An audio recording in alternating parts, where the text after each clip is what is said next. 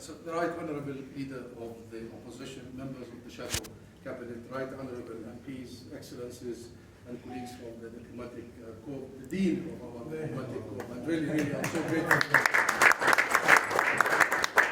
I'm so grateful for the representative of the various UK civil society, human rights organizations. I see Amnesty.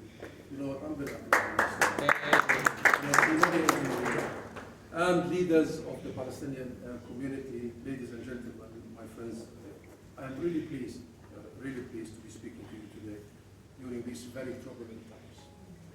And I am happy too that we are joined by Sir Keir and members of the Shadow Cabinet and many MPs and friends, dignitaries in this packed room, a testament of the strength and depth of the friendship and solidarity with Palestine in the UK Parliament. So thank you all for honoring us and coming today.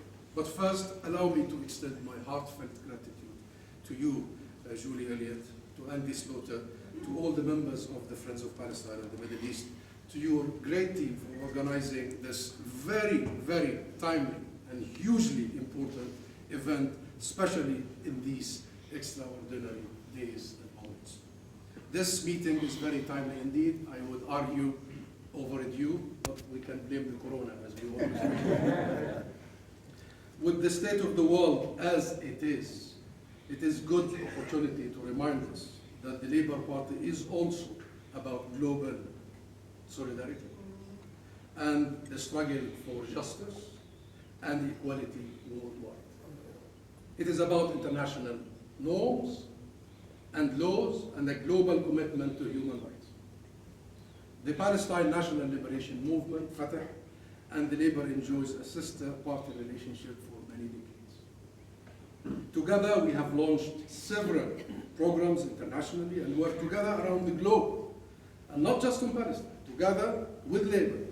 8 years ago, exactly like yesterday, on the 28th of March 2014, we launched, together with Labour, the Global Progressive Alliance. In Amman, we have the Ambassador of Jordan with us here, with the one core objective, which is the global solidarity and the promotion of social democratic values. We have shared values, Saki, and all my friends. We have shared values, whether in terms of our joint commitment to freedom, equality, fairness, social justice, or our mutual understanding of the primacy of international law and resolution to determine and order international relations. Successive Labour leaders have repeatedly demonstrated their commitment to Palestinian rights and to Palestinian freedom. We look with great hope and inspiration to Sir Keir to move this process on. Global justice movement could not hope for a better Labour leader. Sir Keir has a background in human rights law and has a proven record of advocating for equal rights and equality before the law right across the board, here and overseas.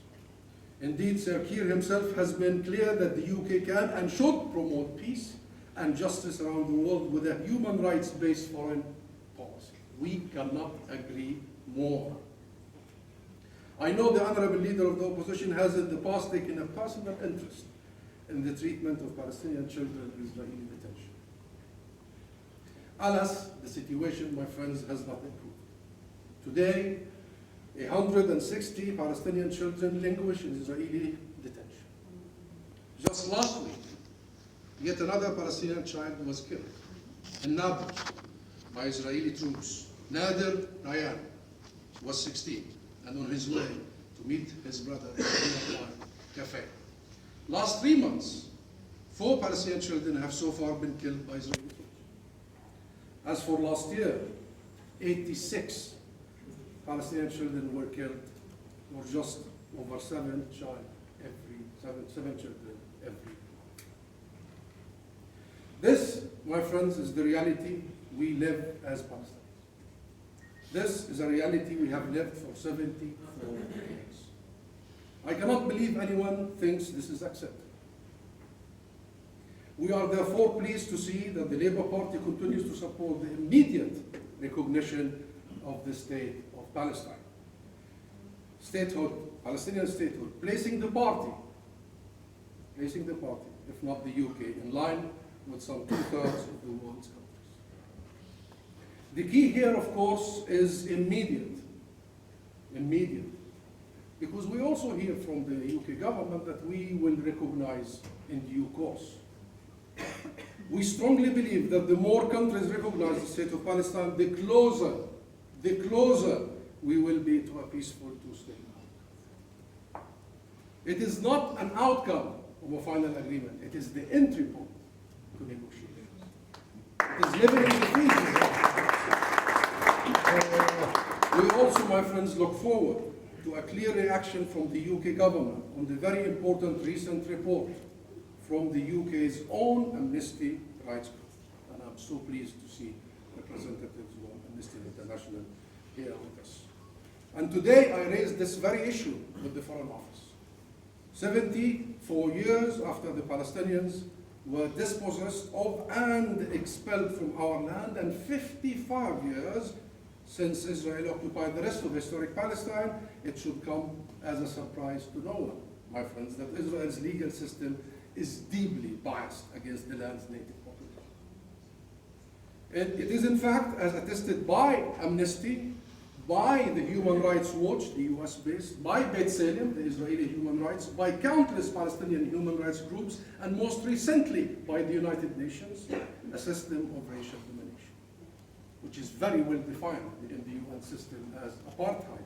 We look forward to the opposition pressing government, and the government ministers for their response to the Amnesty report and on what actions the UK will take as a result, in view of this consensus, absolute consensus, of the human rights sector over the status of apartheid being practiced in the occupied territories and in the historic land of Palestine. And we need action, my friend, and I will try to conclude here. Israel's settlements, land grab that the Right Honorable Leader of the Opposition touched upon is continuing apace.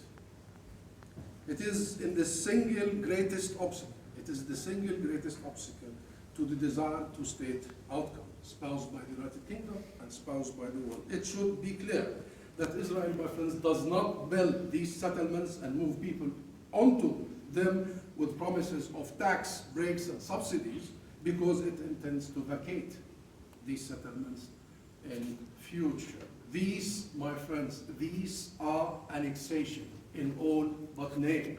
These are annexations in all but name. They are illegal. They are in fact war crimes. They should be treated as such. It is time that the UK government pursued effective policies, and we are engaging the UK ministers, the officials at the Foreign Office, almost on a daily basis. Together today with our fellow Arab ambassadors, we met senior officials. We always raise these issues. This is high time for action. This is high time for tangible policies. These actions are very well defined in international responsibilities and legalities. Number one, ban all these products, these illegal products produced in these illegal settlements, colonial settlements. Ban them from entering the UK markets. Sanction the companies who work in or benefit from them. These are neither hard, my friends, to justify. These are neither hard to justify under international law, nor they are particularly complicated to reach. This is not just common sense and common decency. This is implementing the law. Implementing the law. And this is not just about Palestine, my friends. This isn't just about Palestine. This is about the entire globe. This is about the global order. This is about all of us. Today we are witnessing the full array of tools short of direct military engagement applied by the international community in response to the Russia-Ukraine conflict. In 74 years, we have not witnessed any similar effort to end the grave injustice and illegalities in